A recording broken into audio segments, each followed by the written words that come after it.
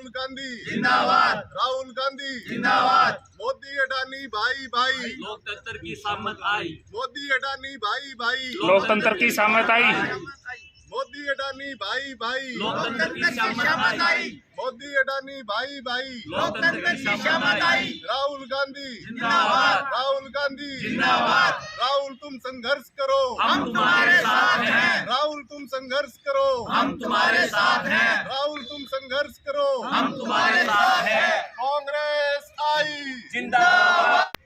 आज का block Congress committee Bhadra शहर का जो ये सत्याग्रह है, इसकी वजह ये है कि कल हमारे नेता श्री राहुल गांधी जो कि वायनाड केरल से सांसद हैं, उनकी संसद सदस्यता को रद्द कर दिया गया और आगे के लिए उन्हें सदस्यता हेतु निर्योग्य करार दिया गया। ये सब कुछ संवैधानिक संस्थाओं का दुरुपयोग करते हुए और बीजेपी ने अपनी मनमानी चलाते हुए ये कार्य किया है, जिससे कांग्रेस में और देश की आमजन में काफ़ी नाराजगी व्याप्त है।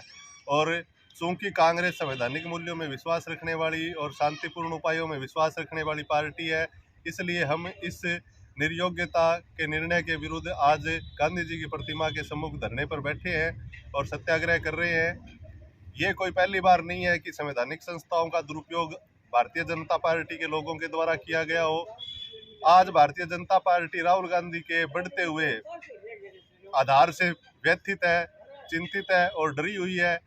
मोदी और अडानी का जो नेक्सस बना हुआ है, उसको छुपाने के लिए और जो भी इसमें कोताही हुई, अव्यवस्थाएं हुई, उनको छुपाने के लिए बीजेपी सरकार जेपीसी से बचना चाहती है। उन्हें पता है कि राहुल गांधी जब संसद में बोलेंगे तो जेपीसी की मांग करेंगे, तथ्यों के साथ मांग करेंगे।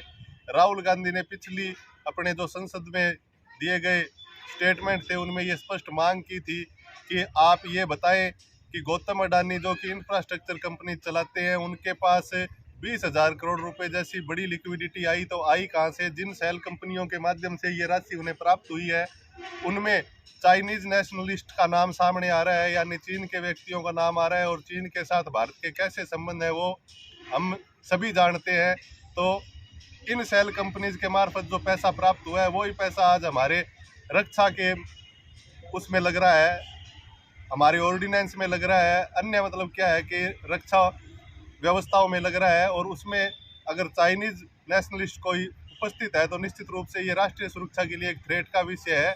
इसलिए ये जांच की जानी आवश्यक हो जाती थी कि कहाँ से वो पैसा गौतम अडानी की कंपनी के पास आया और कैसे हिडनबर्ग रिपोर्ट के बाद में अचानक से ही विश्व के 2 नंबर धनी व्यक्ति की कुर्सी से वो गिर करके 30वें नंबर से नीचे चले गए। तो स्पष्ट सी बात है कि मनी लॉन्ड्रिंग हुई है, बड़े पैमाने पर हुई है।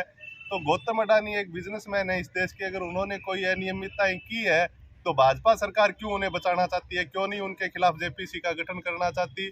उसके स्थान पर उन्होंने किया ये है कि वो राहुल गांधी की आवाज़ को दबाने का काम कर रही है, यानी लोकतंत्र में विपक्ष की आवाज़ को दबाने का कार्य कर रही है, जो कि निश्चित रूप से निंदनीय है और लोकतांत्रिक व्यवस्था में किसी भी प्रकार से स्वीकार्य नहीं है। जनता इस बात को समझती है कि राष्ट्रीय सदन में क्या हो रहा है और जनता इसका समय आने पर माकूल जवाब देगी। फिलहाल हम सारे कांग्रेस जन, पूरा कांग्रेस परिवार राहुल गांधी के साथ है और हम अपनी एकजुटता दिखाने के लिए आज राष्ट्रपिता महात्मा गांधी की प्रतिमा के नीचे सत्याग्रह कर रहे हैं। और आगे अगर बीजेपी ने अपनी आदतों में सुधार नहीं किया और लोकतांत्रिक संस्थाओं का, संवैधानिक संस्थाओं का दुरुपयोग बंद नहीं किया, तो ये बात सत्याग्रह से आगे बढ़ करके उग्र आंदोलनों की तरफ भी जा सकती है।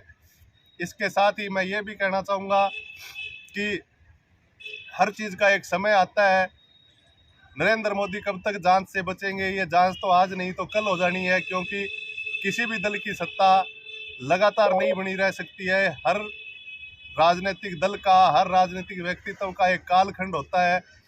आपसे बड़े बड़े नेता भी आए, आपसे बड़ी बड़ी पार्टियां भी आई, सत्ता रूढ़ रही, फिर सत्ता से बाहर हो गई, लेकिन आज जब आप सत्ता में हैं तो आपका दायित्व था कि आप लोकतांत्रिक मूल्यों को जीवित रखते, लेकिन उसके स्थान पर आपने लोकतांत्रिक मूल्यों की और संवैधानिक व्यवस्थाओं की हत्या करने का कार्य किया है, जिसके विरोध में आज कांग्रेस यहाँ पर सत्याग्रह कर रही है, प्रदेश भर में सत्याग्रह कर रही है, देश भर में सत्याग्रह कर रही है। कांग्रेस के लोग किसी से डरते नहीं है, राहुल गांधी किसी से डरते नहीं है। सत्य की आवाज़ को बुलंद करने का काम आज़ादी के पहले से कांग्रेस पार्टी करती चली आ रही है और अब भी हम इस कार्य को और आगे बढ़ाएंगे। धन्यवाद।